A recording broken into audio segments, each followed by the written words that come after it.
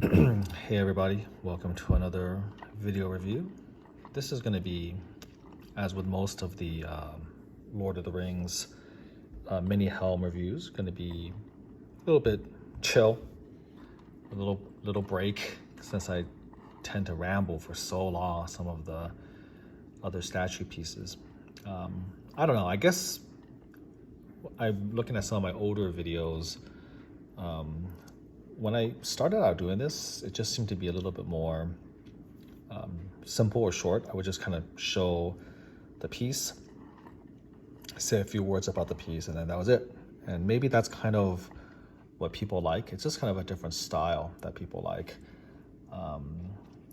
But I feel a little bit of, I don't want to call it pressure, but almost like sometimes, because some of the stuff I have is so rare, or there's just not a lot of other YouTube videos about it.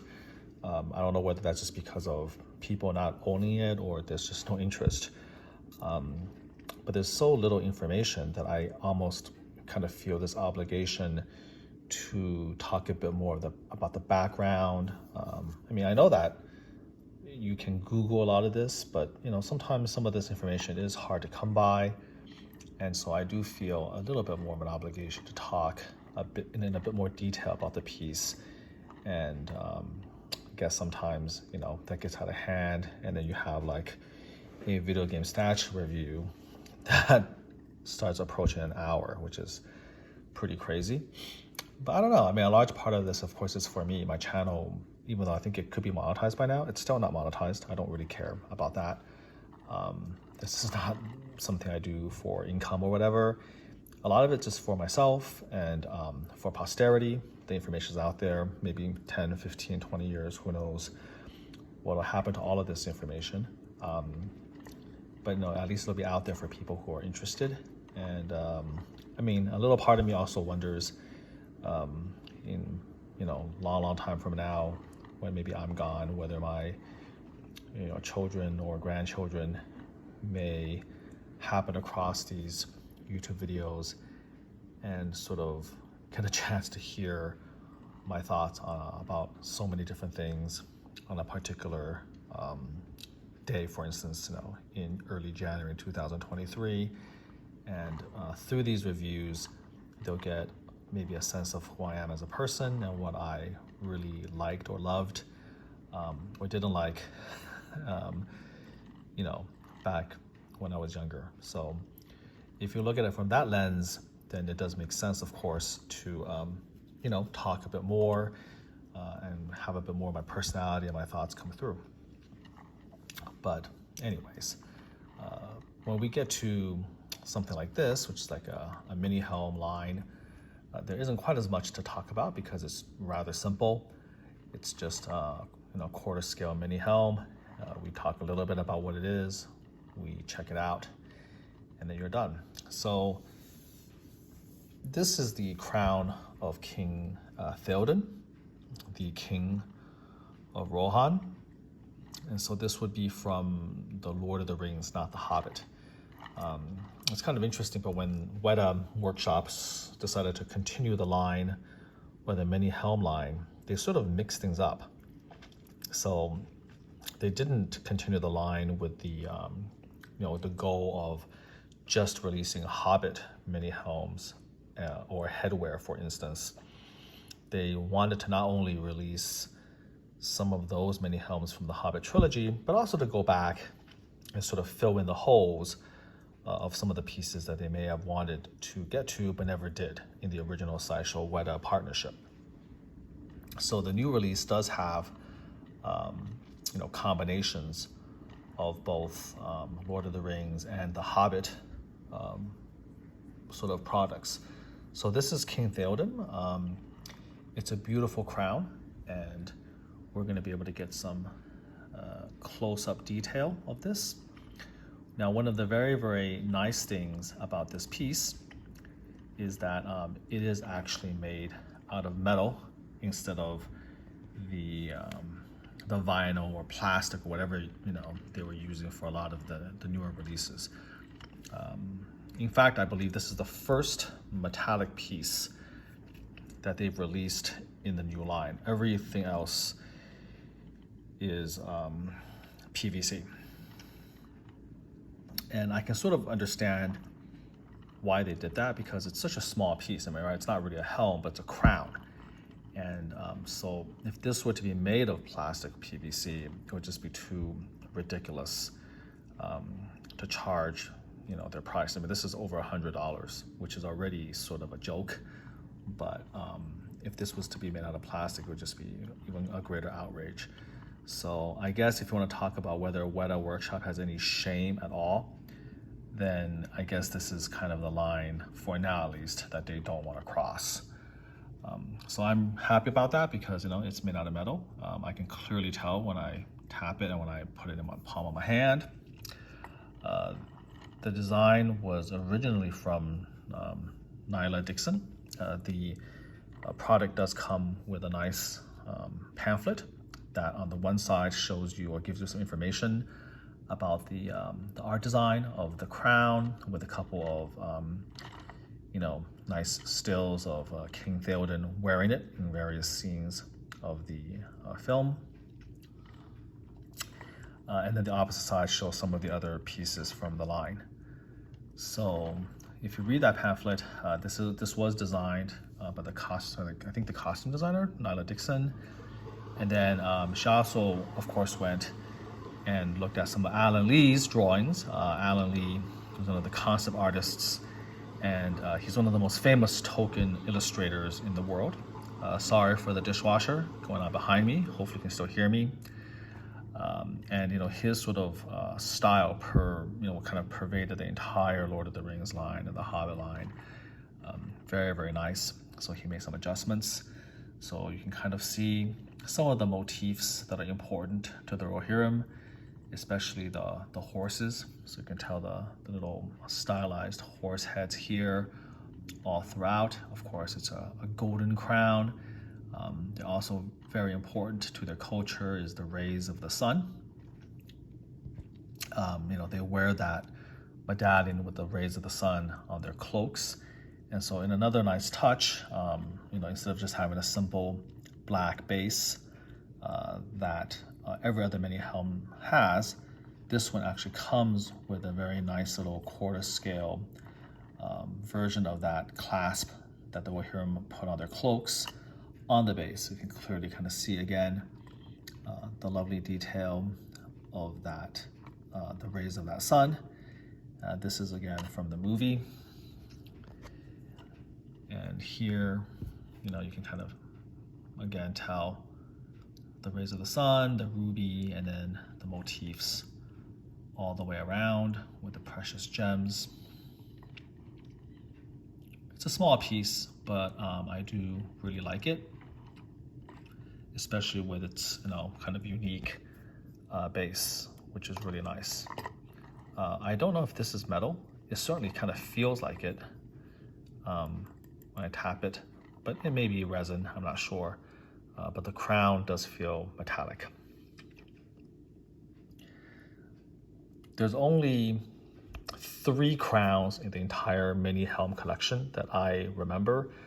You can argue whether the Morgul Lord is really a crown or not. I tend to not think that it is. So in my mind, the only crowns are the crown of King Alisar, the crown of the Witch King, which is actually the most difficult and the rarest piece to get in the entire collection, and then the crown of the King of the Dead. And now we add finally the crown of Theoden.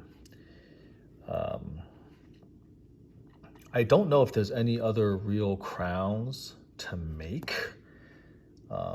You're gonna have to remind me. I mean, I don't really want to make all the little weird, wispy little things that the elves wear. I'm not sure if that can really work as a collectible. And in my mind, that's not really a crown anyway, right? So these are like the legit crowns. And so I'm glad that they kind of finished that off. And not only that, gave us the clasp as well for King Theoden's cloak. So if you take this thing off, we'll put it aside here.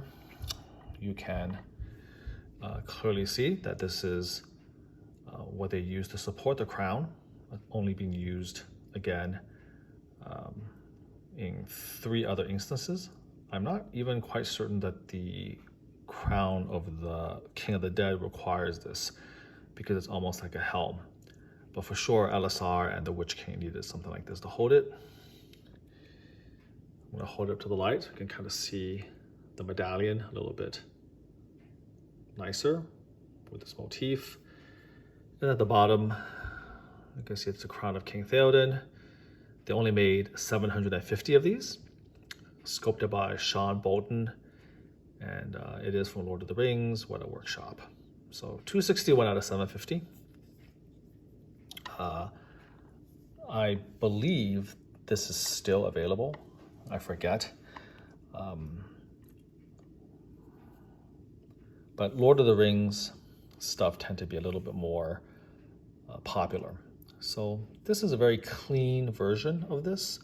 I think in the movie it's more weathered because the conceit is that this was an heirloom obviously passed down through generations of kings.